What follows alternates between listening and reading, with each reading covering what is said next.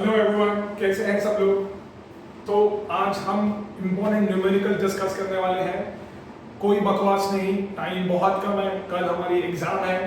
सब लोग ऑलरेडी बहुत ही जोर शोर से एकदम प्रैक्टिस चालू है, सब पढ़ाई कर रहे हैं, तो मैं बिल्कुल टाइम वेस्ट नहीं करूंगा। तो we gonna discuss about some important numericals which may come in your board exams. Alright, so the very first sum is this. Alright, so we'll read the sum now.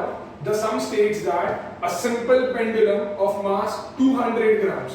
एक ये simple pendulum है जिसका mass is 200 grams. It is displaced from the mean position A. ये इसकी mean position है, यहाँ से इसको displace किया to extreme position B. ठीक है, उसको A से displace किया till here. ठीक है, फिर उसने बोला कि पोटेंशियल एनर्जी जो है पॉइंट ए पे वो जीरो है। तो एट बी पे जब ये बॉब इसका बी पे पहुंचता है तो ये 5 मीटर से रेज हो जाता है। At B the bob of a pendulum is raised by 5 metre.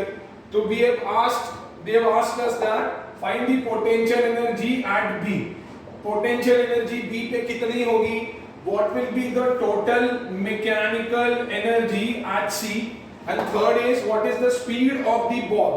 जब बॉब को वापस B से रिलीज करेंगे और वो A पे पहुंचेगा तो उसकी स्पीड कितनी होगी?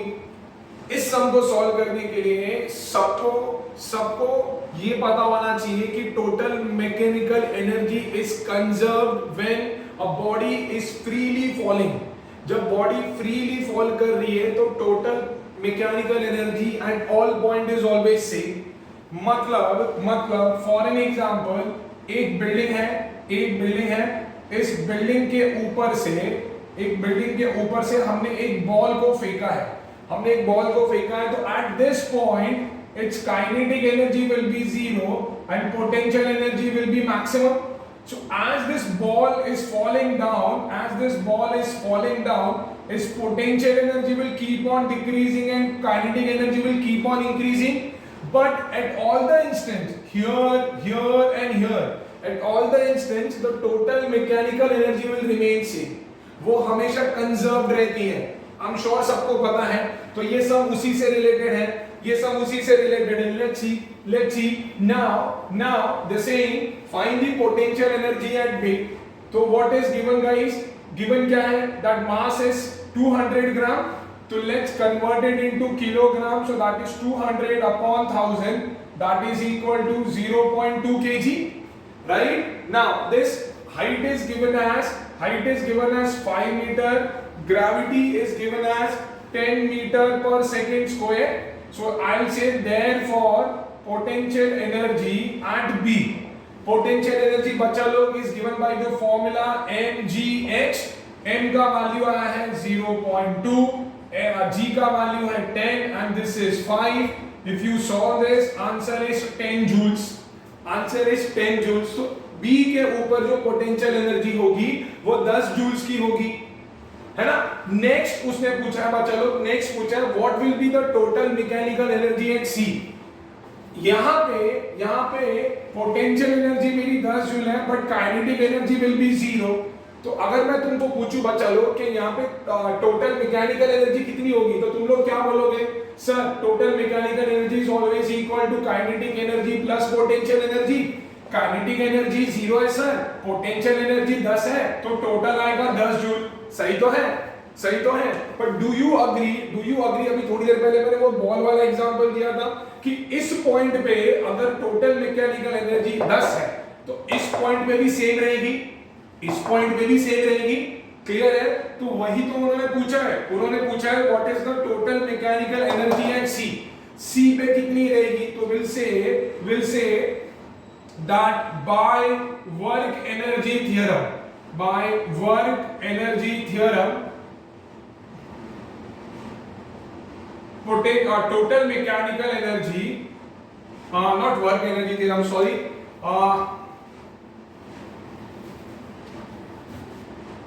total mechanical energy at C would be equal to 10 joules, क्योंकि उन्होंने ये भी लिखा है that there is no loss of energy। Question में they mention that there is no loss of energy, energy का कोई लॉस नहीं हो रहा है, तो जो टोटल मैकेनिकल एनर्जी यहाँ पे रहेगी वो यहाँ पे भी रहेगी और यहाँ पे भी रहेगी। अब उसने बोला है कि अब बॉब को मैंने बी से ए की तरफ रिलीज किया, अब मैंने बॉब को बी से ए की तरफ रिलीज किया है, तो उसकी स्पीड कितनी होगी बॉब की। अगेन कहना ही से अगर यहाँ पे पोटेंशियल एनर्जी 0 है तो काइनेटिक एनर्जी जो होगी वो 10 जूल हो जाएगी। तो कहना ही से kinetic energy at A would be equal to potential energy at B। तो that is kinetic energy का फॉर्मूला होता है half of mv square that is equal to potential energy at B was 10 joules। now so that is half into mass दिया है 0.2 into v square upon 10 so this is 0.1 जा, तो v square is equal to 10 by 0.1, v square is equal to 100 and v is equal to 10 metre पर second. मतलब जब मैंने Bob को b से a की तरफ रिलीज किया तो उसकी स्पीड होगी 10 मीटर पर सेकेंड, उसकी स्पीड होगी 10 मीटर पर सेकेंड। क्लियर है, पक्का है ना। चलो आगे बढ़ते हैं फटाफट, आगे से हम डिस्कस करते हैं। Let's see this sum now.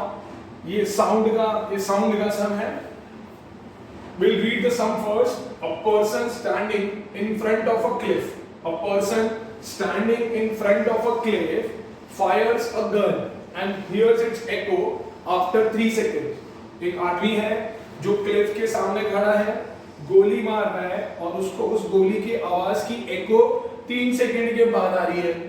If the speed of the sound in air is 336 meter per second, we have to find the distance of the person from the cliff, कि वो आदमी उस क्लिफ से कितने दूर खड़ा है।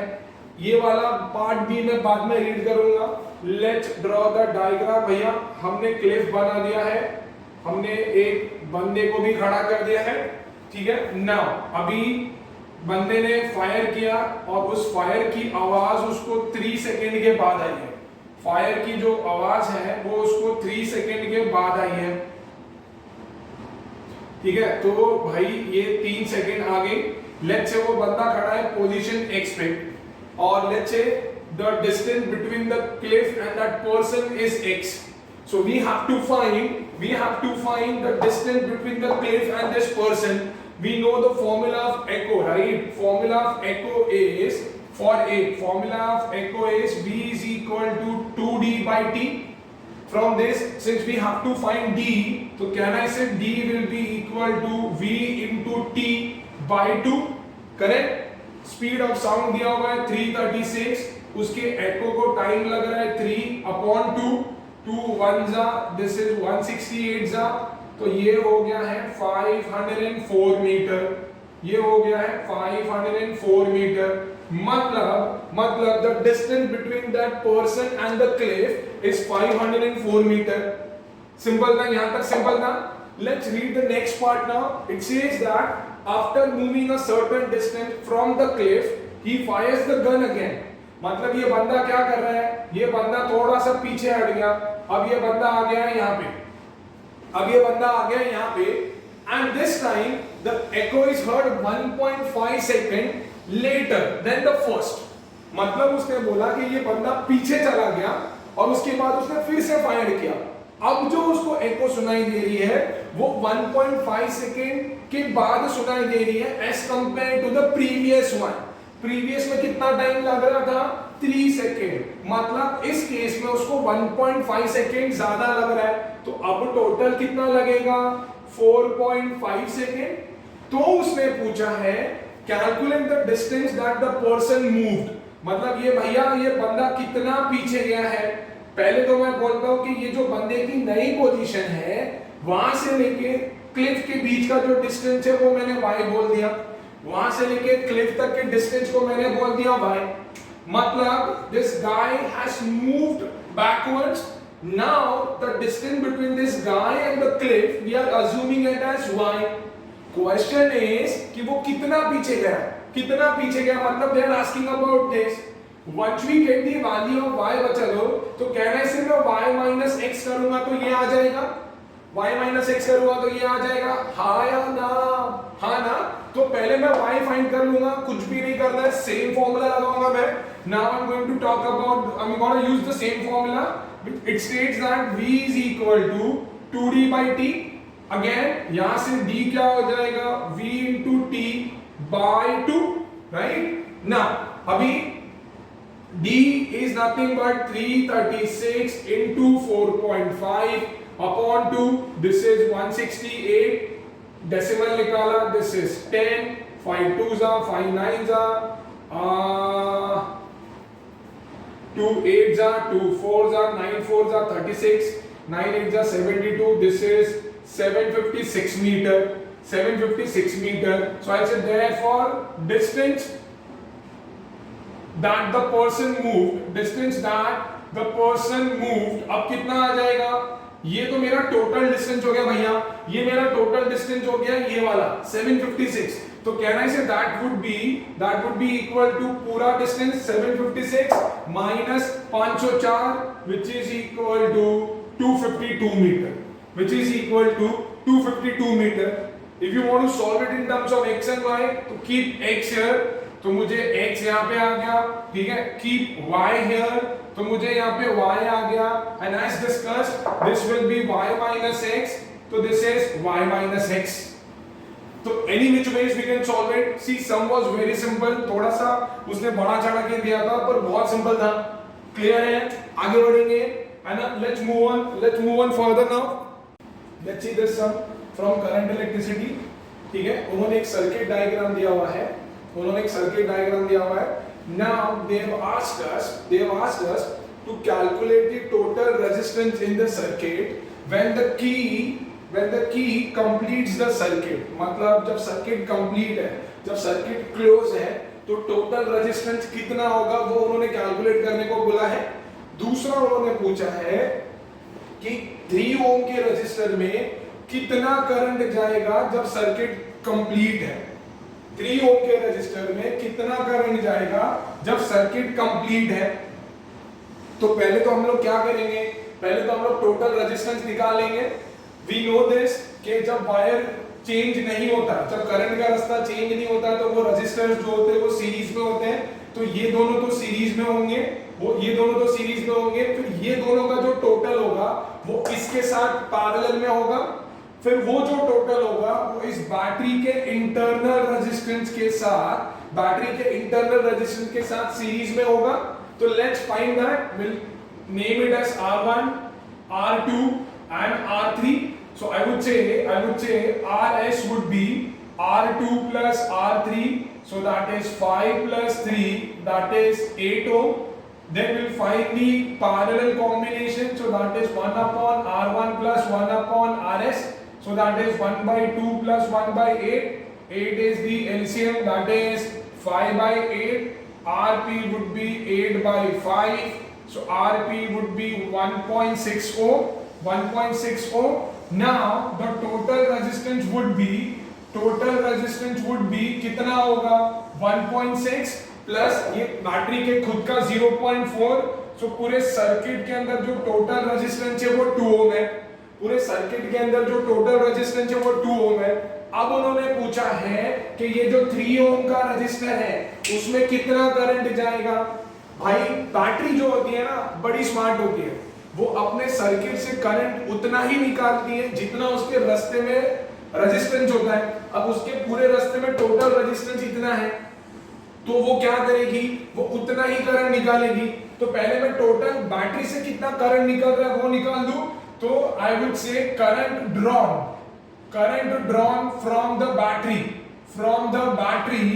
would be equal to EMF upon total resistance, EMF upon total resistance। EMF कितना दिया बैटरी का, 4 वोल्ट दिया है, तो 4 वोल्ट का upon 2, so that is equal to 2 ampere. मतलब भैया यहाँ से जो करंट गया है वो 2 एम्पियर है, करंट जो गया है वो 2 एम्पियर है। अभी करंट यहाँ से यहाँ तक तो 2 एम्पियर गया है, यहाँ तक भी 2 एम्पियर गया, इसके बाद करंट नहीं, 2-2 एम्पियर जाएगा, क्योंकि जब पैरेलल कनेक्शन होता है तो करंट सेम नहीं होता। जब पैरेलल कनेक्शन होता है तो पोटेंशियल डिफरेंस सेम होता है। तो ये तो मेरी बैटरी का ईएमएफ है, राइट। एक्चुअल पोटेंशियल डिफरेंस कितना मिल रहा है हम लोग वो कैलकुलेट करेंगे कि एक्चुअल पोटेंशियल डिफरेंस जो है वो इन सारे रेजिस्टेंस को कितना मिलने वाला है, बिकॉज ये सारे आपस में पैरेलल में कनेक्टेड है। तो मैं बोलूंगा ओम्स लॉ यूज करूंगा that V is equal to IR, V is equal to IR। यहां तक सर्किट के अंदर करंट मेरा जा रहा है 2 एम्पियर का। if I do not consider this because this is inside the battery, तो भाई ये टोटल रेजिस्टेंस अपना कितना आया था, क्योंकि करंट यहाँ पे 2 एम्पियर का पहुंच रहा है तो टोटल रेजिस्टेंस आया था 1.6 का। तो मेरे को जो पोटेंशियल डिफरेंस मिल रहा है वो 3.2 वोल्ट का है। जो पोटेंशियल डिफरेंस मिल रहा है वो 3.2 वोल्ट का है। तो मतलब ये रेजिस्टर में और ये दोनों रेजिस्टर के अंदर, ये दोनों के अंदर जो पोटेंशियल डिफरेंस होगा वो सेम होगा, क्योंकि पैरेलल कॉम्बिनेशन है। अब करंट उसने पूछा है कि भैया करंट यहाँ पे कितना होगा। अभी ये दोनों के अंदर जो करंट जाएगा वो तो सेम ही होगा, दोनों के अंदर जो करंट जाएगा वो सेम ही होगा, क्योंकि ये दोनों सीरीज के अंदर है। सीरीज के अंदर करंट सेम होता है, पैरेलल के अंदर पीडी सेम होता है, पोटेंशियल डिफरेंस सेम होता है। तो इसका टोटल रेजिस्टेंस कितना था, इसका टोटल रेजिस्टेंस था 8 ओम। तो अभी मैं सीधा लिखूंगा current through 3 ohm resistor, current through 3 ohm resistance would be, current का फॉर्मूला क्या होगा, सिंस ओम्स लॉ है V is equal to IR, तो I would be equal to V by R। V अपने को आया है 3.2 और रेजिस्टेंस कितना है 8, so 3.2 by 8 is 0.4 ampere, is 0.4 ampere. मतलब भैया ये दोनों को कितना करंट मिलने वाला है, 0.4 एम्पियर का करंट मिलने वाला है। कोई पूछेगा इसको कितना मिलेगा, तो भैया माइनस कर दो, 2 एम्पियर में से 0.4 को माइनस कर दो तो दैट वुड बी 1.6, पर फिलहाल इसका पूछा नहीं है तो हमने इसका आंसर कर दिया है कि 3 ओम के अंदर जो करंट पहुंचने वाला है वो 0.4 एम्पियर का पहुंचेगा। समझ में आ रहा है सबको, क्लियर है। मूविंग ऑन नेक्स्ट, फटाफट आगे बढ़ते हैं। Another sum from current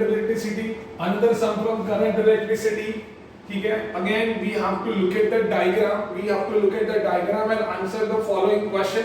एक सिंपल सा सर्किट डायग्राम दिया हुआ है। अब उन्होंने मेरे को पूछा है कि find the current drawn from the cell when the key is open, कि इस सेल में से कितना करंट ड्रॉ होगा, इस सेल में से कितना करंट ड्रॉ होगा जब की इज ओपन। जब की ओपन है मतलब जब मेरा सर्किट ब्रेक हो गया है, तो कितना करंट ड्रॉ होगा। चलो देखते हैं। अगर सर्किट ब्रेक हो गया है बच्चा लोग, तो कहना से ये रेजिस्टर मेरे काम के ही नहीं है, क्योंकि करंट वहां पे पहुंचेगा ही नहीं, क्योंकि सर्किट ओपन है ना, सर्किट ओपन है। तो बहुत लोग अपना दिमाग लगाते हैं, बोलते हैं पर सर की तो यहाँ पे है, तो ये गरीब के पास तो पहुंचेगा करंट, सर आप मना क्यों कर रहे हो। अरे भैया तो सर्किट चलो पहुंच भी गया, करंट पहुंच भी गया वहां पे, पर क्या साइकिल कंप्लीट होगा क्या, कि ऐसा है क्या कि करंट यहाँ पे पहुंच के जंप मार के फिर यहाँ पे आ जाएगा।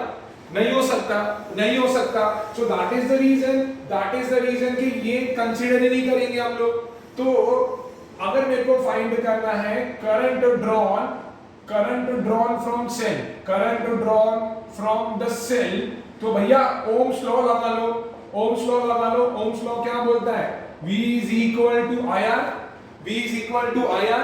भाई V यहाँ पे क्या है, जो सेल का EMF वही मेरा V है, so that is 3.3। करंट मेरे को पता नहीं है, रेजिस्टेंस कितना होगा भैया, ये 5 और ये 0.5। यहाँ पे तो करंट पहुंचेगा, तो ये 5 और उसका इंटरनल रेजिस्टेंस दैट इज 0.5, तो कितना हो गया 5.5। अब इसको यहाँ ले आओ, ठीक है। दिस इज 3 जा 5 जा 3/5 मेरे को देगा 0.6 एम्पियर।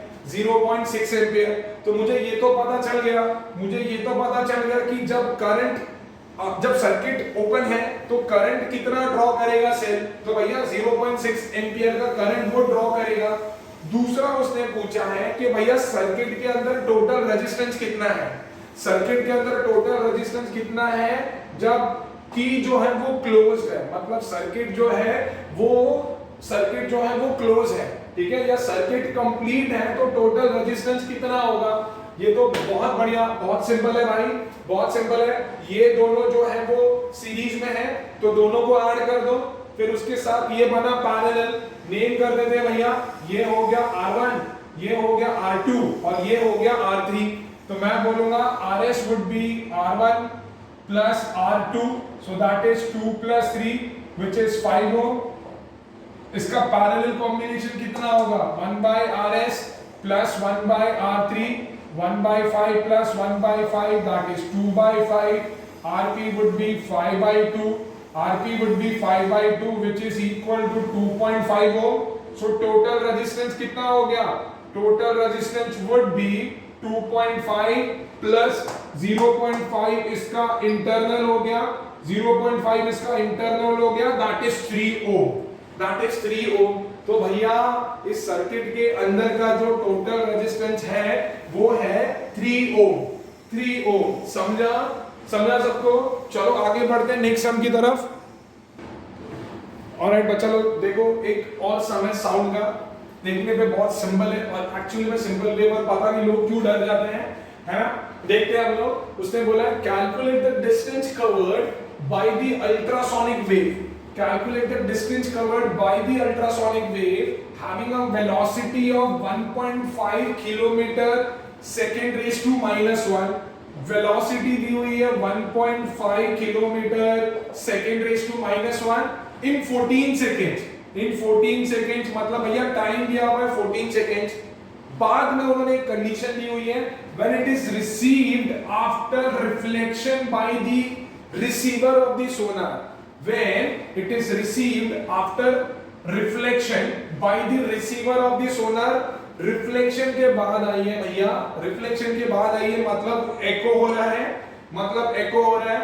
अगर एको हो रहा है तो एको का फॉर्मूला लगाएंगे that V is equal to 2D by T, since we have to calculate the distance so that would be V into T by 2, ठीक है। Velocity will keep it in kilometres only, ठीक है। Time भैया दिया हुआ है 14/2 that is 7 जा, तो 1.5 into 7 मेरे को देगा 10.5 किलोमीटर। तो वो जो अल्ट्रासोनिक वेव है वो 14 सेकंड्स के अंदर कितना डिस्टेंस कवर करेगी, 10.5 किलोमीटर। समझा, सिंपल है। आगे बढ़ते हैं हम लोग। और next is again from current electricity, एक छोटा सा सर्किट डायग्राम दिया हुआ है।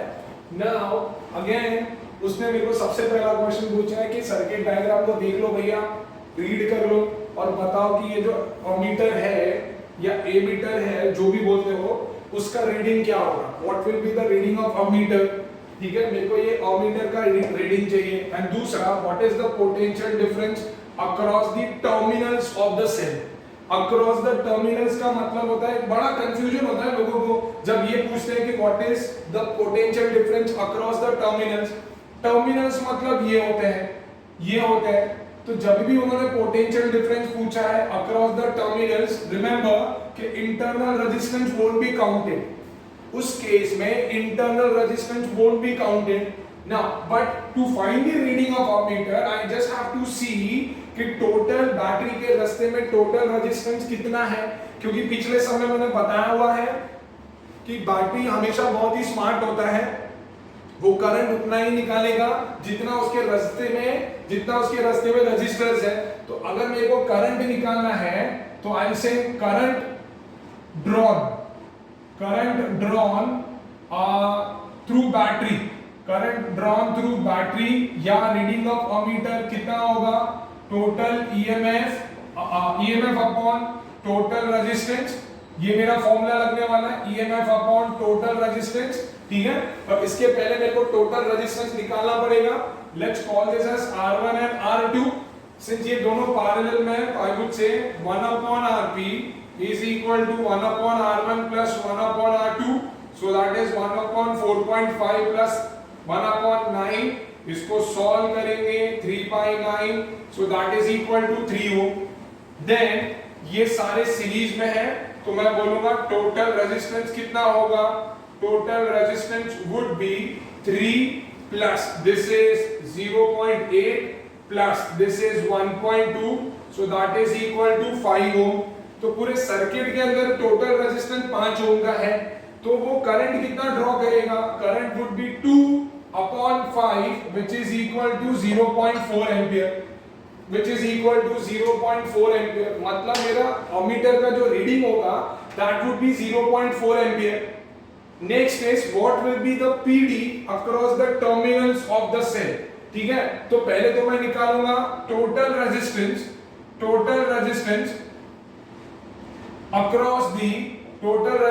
across the terminals, total resistance across the terminals कितना होगा, in that case we will not consider this 1.2, right? तो कहना है that would be equal to 3 plus 0.8, that is 3.8 ohm। तो now भैया ohms लॉ लगा दो, तो I would say PD across the terminals will be equal to V is equal to IR। ठीक है, मेरे को सर्किट के अंदर करंट पहुंच रहा है 0.4 का, रेजिस्टेंस कितने हैं टोटल 3.8, तो कितना हो जाएगा, I guess this would be 1.52, this would be 1.52 volt. तो जो मेरा पोटेंशियल डिफरेंस होगा across the terminals that would be 1.52 volts. समझ में आ रहा है? आगे बढ़ते हैं हम लोग फटाफट। Next sum is a person standing between two cliffs produces a sound and hears two successive echoes at intervals 3 seconds and 4 seconds. Calculate the distance between the two cliffs. The speed of sound in air is given as 330 meter per second. The speed of sound in air is given as 330 meter per second। मतलब भाई दो Cliff है, एक गरीब आदमी उसके बीच में खड़ा है, तो उसको 2 बार एको सुनाई दे रहा है। लेट्स से पहले क्लिप से उसको 3 सेकंड के बाद सुनाई दे रहा है, दूसरे क्लिप से उसको 4 सेकंड के बाद सुनाई दे रहा है। तो उसने बोला find the distance between the two clips. कितना सिंपल है, मैं बोलूंगा भाई ये पर्सन जो है इसका इस क्लिप से जो डिस्टेंस है लेट्स से वो x है, और इससे जो डिस्टेंस है लेट्स से वो y है। एको का फॉर्मूला लगाओ v equal to 2d/t, x का वैल्यू निकालो, y का वैल्यू निकालो और दोनों को ऐड कर दो, so that will give you the distance between the two cliffs. है ना, आ जाएगा, सिंपल है। अरे यार तुम सब मेरे से ही करवा लो, ठीक है भाई, देख लो। So v is equal to 2d/t, so here d would be equal to v into t/2। पहले केस में मैंने d को x अज्यूम करा है, so that is 330 into 3/2। भैया ये हो गया 165 भैया, तो 160 और ये 3 कितना हो गया 480 और 15 495 मीटर। ठीक है, तो अभी y निकालते हैं।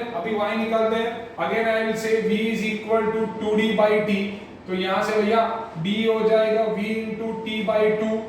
अभी मेरा d जो है वो y है, ठीक है, स्पीड जो है वो 330 है, इनटू टाइम लगा था 4, तो ये हो गया y is equal to 660 metre. So therefore the distance between two cliffs, the distance